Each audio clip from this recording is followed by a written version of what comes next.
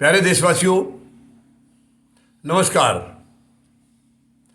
पिछले वीडियो में हमने बात की है पार्ट 1 में प्रधानमंत्री महोदय के गुजरात दौरे के बारे में। यानी इन्होंने जो अर्बन नक्सली लोगों के बारे में कुछ टिप्पणियां की हैं कि अर्बन नक्सली लोग गुजरात में आ रहे हैं।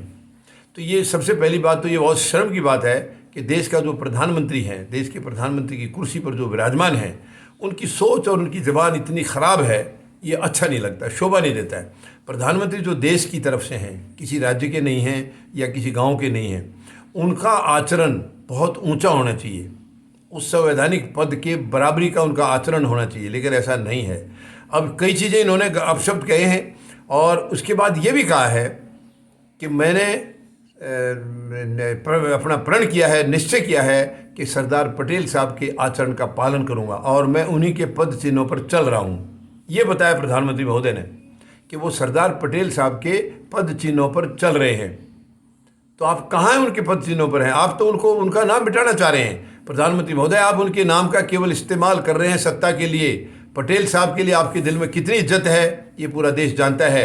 अगर आप सरदार पटेल साहब की इज्जत करते तो उनके नाम के स्टेडियम को अपने नाम नहीं कर लेते। ये शर्म की बात है, शर्म की बात है। आप खुद अपने नाम पर आपने देखिए, लोग अगर कोई अच्छा काम करके जाते हैं तो उनके बाद वाली जो पीढ़ी है या उनके पीछे वाले जो लोग हैं वो उसका आकलन करते हैं और वो उनके लिए कुछ बनाते हैं। अगर उनको काम किसी का अच्छा लगा है, आउटस्टैंडिंग काम किसी ने किया है, तो उसके लिए कोई याददाश्त, उसकी यादगार में कुछ बनाने के लिए वो करते हैं। आपने तो खुद ही बना डाला।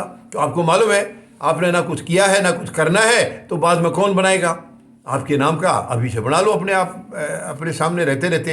लेकिन प्रधानमंत्री महोदय, जो बनाया जा सकता है उसके दूसरे लोग मिटा भी सकते हैं, क्योंकि आपने केवल दिखावा किया है। सरदार पटेल साहब के नाम को नीचा किया आपने और आप कह रहे हैं आप उनके पदचिन्हों पर चल रहे हैं। आप जानते हैं सरदार पटेल साहब की औकात कितनी गजब थी, कैसा जज्बा था उनका। आप कहीं भी नहीं खड़े उनके आसपास, आप कह रहे हैं उनके पदचिन्हों पर चल रहे हैं। क्यों ऐसे ये झूठ की राजनीति आप देश में फैलाना चाह रहे हैं? क्यों देश को बर्बाद करें प्रधानमंत्री महोदय? पटेल साहब के नाम पर आपने स्टेडियम किया है और बाद में चुपके से अपने नाम पर कर लिया, अपना तस्वीर भी लगा दिया आपने। शर्म की बात है ये, कितनी शर्म की बात है। कल को कोई आकर के उसको हटवाएगा, फिर कैसा लगेगा आपको? ये बहुत दुख की बात है। मत उस शख्सियत को, उन महान आत्मा को मत बदनाम करिए उनका नाम लेकर के। पटेल साहब की आप कितनी इज्जत कर रहे हैं ये पूरा देश जानता है। यानी आपको इतनी चिंता होगी, अपने नाम से स्टेडियम आपने खरीद लिया क्या? उसको खरीद के बनाया क्या आपने? आपको क्या अधिकार था? जिंदा जी आप अपने नाम से एक यादगार में स्टेडियम बना दिया आपने। किसने अधिकार दिया आपको ये? और ये अधिकार कल को कोई दूसरा आएगा वो छीन लेगा आपसे, उसको इसके नाम को हटा देगा, फिर आपको कैसा लगेगा? बहुत शर्म की बात है। और आप नाम उन शख्सियत का ले रहे हैं जिन्होंने भारत को जोड़ने में अपना पूरा जीवन व्यतीत कर दिया, भारत को जोड़ने में।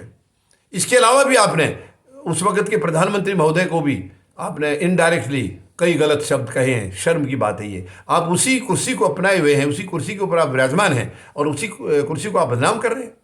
जो आदमी आज है नहीं, इस संसार में नहीं है, जो धरती पर नहीं है, उसके बारे में अनाप शनाप बोलना एक कम से कम प्रधानमंत्री के पद को तो शोभा नहीं देता है। मत उस गरिमा को गिराइए, प्रधानमंत्री की गरिमा को रहने दीजिए। प्रधानमंत्री महोदय, मत गिराइए उसको। उम्मीद है आपके अंदर कुछ अकल आएगी। धन्यवाद। जय जवान, जय किसान, जय हिंद।